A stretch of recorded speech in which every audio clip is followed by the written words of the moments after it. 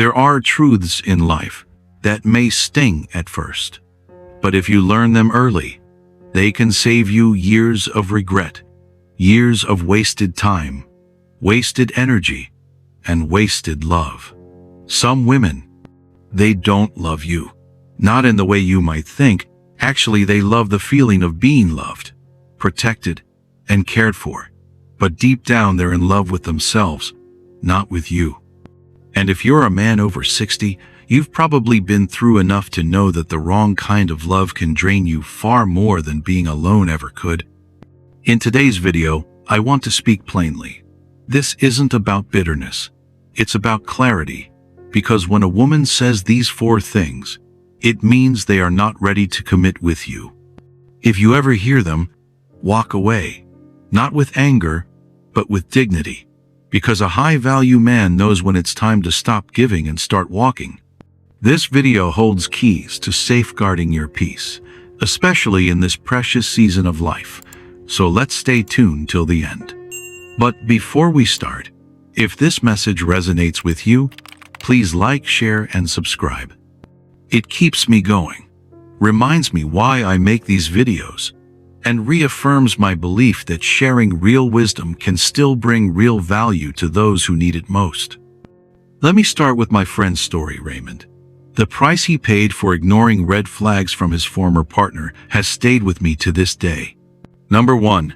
I don't need anyone to take care of me. When independence becomes isolation. I still remember exactly what Raymond told me, almost word for word. We were sitting on his porch one fall afternoon when he said, "She always told me, I don't need anyone to take care of me." His voice wasn't bitter, just tired. He paused, looked out toward the fading light, and added, "At first, I thought it was strength, but now, I'm not so sure." That line stayed with me, not because of what it said, but because of what it revealed. Raymond didn't marry a woman who wanted partnership. He married a woman who had built walls so high, no one, not even someone who loved her, could get in. His offers of help were met with cold deflection. His care was treated like control, and in the end, he felt like a man renting space in someone else's life. Still present, still kind, but no longer needed. What that moment taught me was this. When a woman repeats that she doesn't need anyone, it often speaks less about strength and more about her unwillingness to let someone in. Independence is admirable when it supports connection, but when it replaces it entirely, it becomes a quiet rejection wrapped in pride. And over time, it erodes the very intimacy that love depends on. So, when you hear that phrase, "I don't need anyone to take care of me," listen closely, not to the words, but to the intent behind them. Because if there's no room for your presence, there's no space for your heart either. A high-value man understands being wanted and being tolerated are not the same thing. As the philosopher Alain de Botton once said, "We are not merely tolerated. We long to be deeply understood and meaningfully chosen." There's a quiet ache that comes from staying in a space where you're merely accepted out of convenience, not cherished by choice. Because tolerance asks for silence, while love invites your full presence. And in the later chapters of a man's life, nothing is more costly than offering your soul to someone who only wants your shadow. If this touched something in you, don't keep it to yourself. Share it with a friend, a brother, someone walking a similar path. Sometimes clarity arrives not in thunder, but in a quiet story, softly told. So that's what Raymond taught me, that strength without intimacy is just solitude in disguise, but emotional distance wears many faces. And sometimes, it doesn't come as silence. It comes dressed in a different phrase entirely. Let's move now to the second sign, one that quietly signals a discomfort with emotional accountability. Number 2, that's just how I am, when self-awareness becomes stagnation. There's a kind of phrase that, on the surface, sounds like honesty, But dig a little deeper, and you'll see something else. Refusal. That's just how I am. It's often spoken with a shrug or a smile, but beneath it, there's a resistance to growth, a quiet closing of the door on empathy, responsibility, and mutual effort. You see, real self-awareness isn't about declaring your flaws and then standing behind them like a fortress. It's about knowing your patterns and choosing, over and over, to be better for the people you love. When someone uses this phrase to justify coldness, impatience, or disrespect, what they're really saying is, don't expect me to change, even if my behavior hurts you. And that is not strength. It's stubbornness, wrapped in self-preservation. The Stoic philosopher Epictetus once wrote, "It is impossible for a man to learn what he thinks he already knows." The same holds true in relationships. A woman who believes she has nothing left to learn will leave you no room to grow beside her. Love demands effort, and effort demands humility, the kind that doesn't just admit imperfection, but invites growth. When someone declares, "That's just how I am," they may think they're offering you truth, but sometimes that truth is a wall, not a window. Growth doesn't ask us to abandon who we are. It asks us to refine it, to soften what's harsh, to open what's closed. And in relationships, the refusal to evolve becomes its own form of neglect. As Carl Jung once said, "Until you make the unconscious conscious, it will direct your life, and you will call it fate." Many people don't realize that what they call personality is often just unexamined pain dressed in permanence. So when you hear, "That's just how I am," listen not just for what she says, but for what she resists. Because love cannot grow where there is no willingness to look inward. In the long run, it's not about perfection, it's about progression. A partner who stops growing will eventually hold you back from becoming who you're meant to be. If you find yourself doing all the growing while she hides behind who she claims to be, it's time to ask, are you in a partnership or just pulling dead weight? Drop your story and comment. Let others know they're not alone. This space is for reflection and for reclaiming your clarity. Now, let's move forward. The next sign is one that often wears the mask of openness, but reveals a much deeper fear of commitment. Number 3, I don't believe in labels. When vagueness hides avoidance.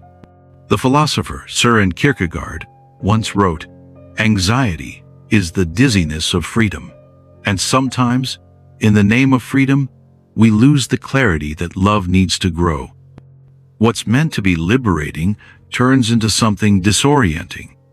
Years ago, my former partner looked at me across the table and said, "You always tried to define us."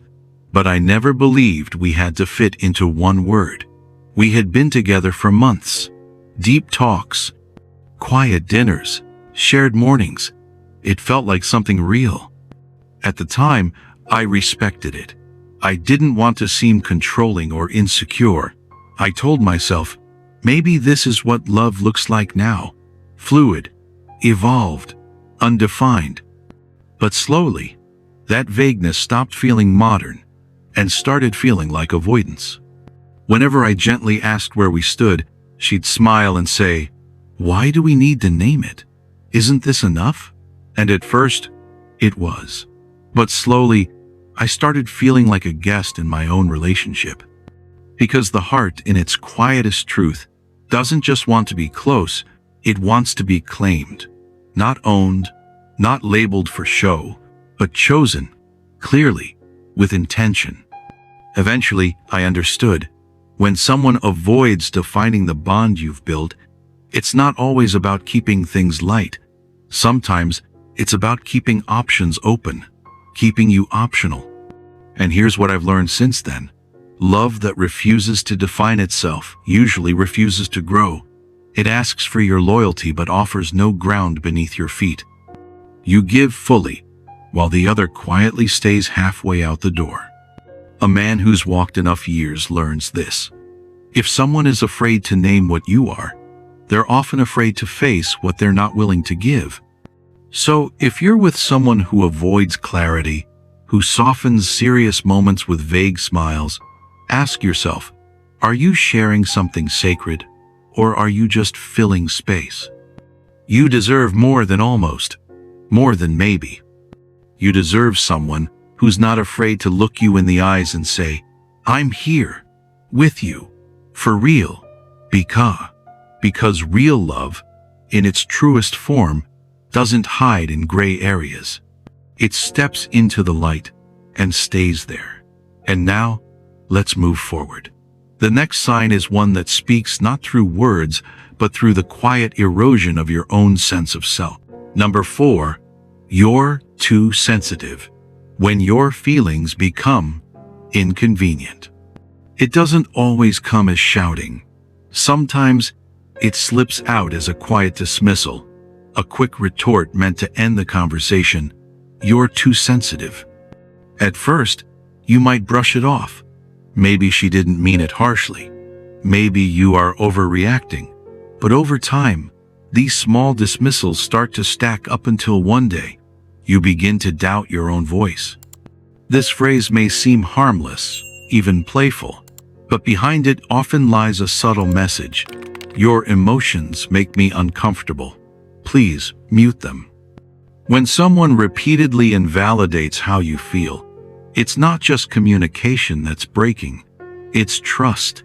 You start to second-guess what you see, what you hear, what you sense. And that, my friend, is not connection. That's erosion.